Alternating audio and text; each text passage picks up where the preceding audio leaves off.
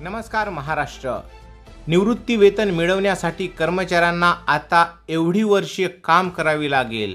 ज्या महाराष्ट्राच्या सर्व कर्मचाऱ्यांनी सरकारपुढे एकच आवाज उठवलेला होता की निवृत्ती वेतन मिळावं आणि जुनी पेन्शन जशाची तशी लागू करावी, परंतु सरकारचं डोकं ठिकाणावर नसल्यासारखे निर्णय घेऊन आता निवृत्ती वेतन मिळवण्यासाठी सुद्धा तुम्हाला एक अट ठेवली आहे। जर तुम्हाला अमुक वर्षे जर सेवा करता आली तरच तुम्ही निवृत्ती वेतनाचे लाभार्थी व्हाल, अशा प्रकारचे संकेत सरकारने दिलेले आहेत। सविस्तर वृत्त बघा आणि आपल्या प्रतिक्रियाच्या मी प्रतीक्षेत आहे। जास्तीत जास्त लोकांना शेअर करा आणि वोट फॉर OPS हे मिशन आपल्याला बळकट करायचं आहे। तर चला व्हिडिओला सुरुवात करूया।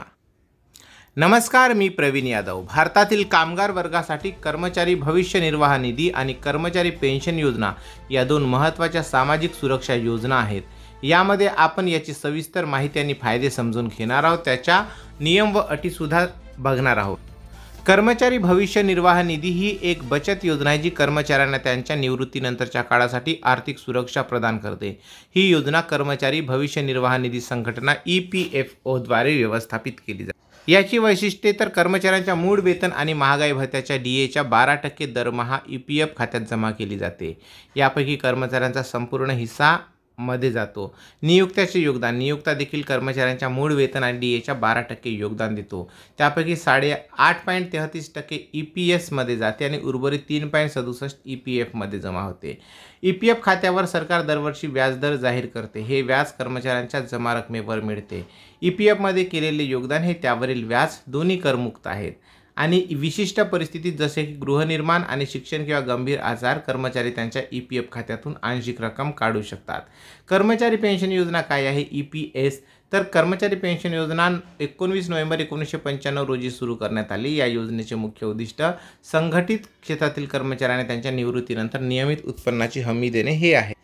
EPSची काय वैशिष्ट्ये आहेत तर EPSचा लाभ घेण्यासाठी एका कर्मचाऱ्याने किमान 10 वर्षे सेवा पूर्ण केली पाहिजे।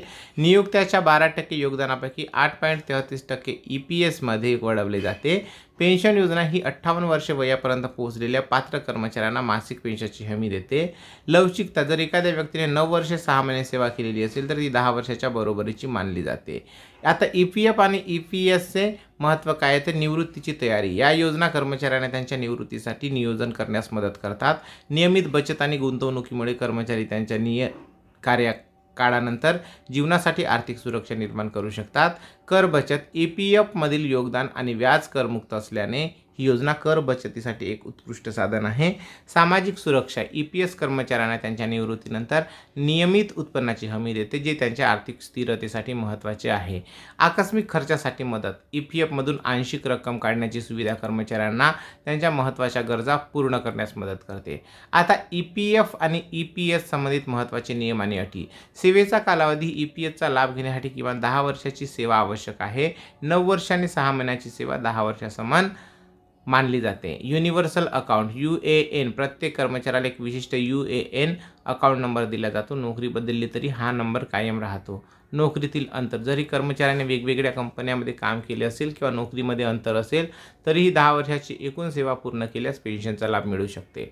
जर एखाद्या व्यक्तीने 10 वर्षापेक्षा कमी सेवा केली असेल तर तो निवृत्तीच्या वयापूर्वी त्याच्या खात्यातील जमा रक्कम काढू शकतो। व्याजदर, EPF वरील व्याजदर दरवर्षी सरकारकडून जाहीर केला जातो। हा दर सामान्यतः इतर बचत योजनांपेक्षा जास्त असतो। आता EPF आणि EPSचे फायदे काय आहेत बघा तर सुरक्षित गुंतवणूक, EPF एक सुरक्षित गुंतवणूक पर्याय आहे ज्यामुळे कर्मचाऱ्यांना त्यांच्या पैशाची सुरक्षित आणि स्थिर परतावा मिळतो। नियमित उत्पन्न, EPS निवृत्तीनंतर नियमित मासिक उत्पन्नाची हमी देते जे आर्थिक स्थिरतेसाठी महत्त्वाचे लाभ आहे। कर लाभ काय आहे तर EPF मधील योगदान आणि व्याज करमुक्त असल्याने ही योजना कर बचतीसाठी उत्कृष्ट आहे। लवचिकता आहे, त्यामुळे आवश्यकतेनुसार आंशिक रक्कम काढण्याची सुविधा कर्मचाऱ्यांना तात्काळ मदत होते। कुटुंब पेन्शन असते, त्यामुळे EPS अंतर्गत कर्मचाऱ्याच्या मृत्यूनंतर त्याच्या पेन्शन मिळू शकते। कर्मचारी भविष्य निर्वाह निधी EPS आणि कर्मचारी पेन्शन योजना EPS हा दोन्ही योजना भारतीय कामगार वर्गासाठी अत्यंत महत्त्वाच्या योजना आहेत।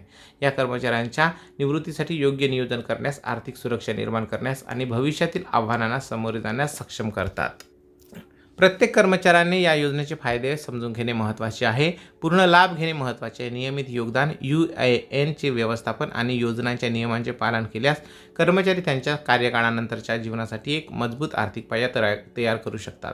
शेवटी हे लक्षात ठेवणे महत्त्वाचे आहे की या योजना केवळ आर्थिक लाभापुरत्या मर्यादित नाही, त्या कर्मचाऱ्यांना मानसिक शांतता देतात, त्यांच्या कुटुंबाला सुरक्षा प्रदान करतात आणि एकूणच देशाच्या सामाजिक सुरक्षा व्यवस्थेला बळकटी देतात. म्हणूनच प्रत्येक कर्मचाऱ्याने या योजनाचा पूर्ण लाभ घ्यावा आणि त्यांच्या आर्थिक भविष्याचे नियोजन काळजीपूर्वक करावे.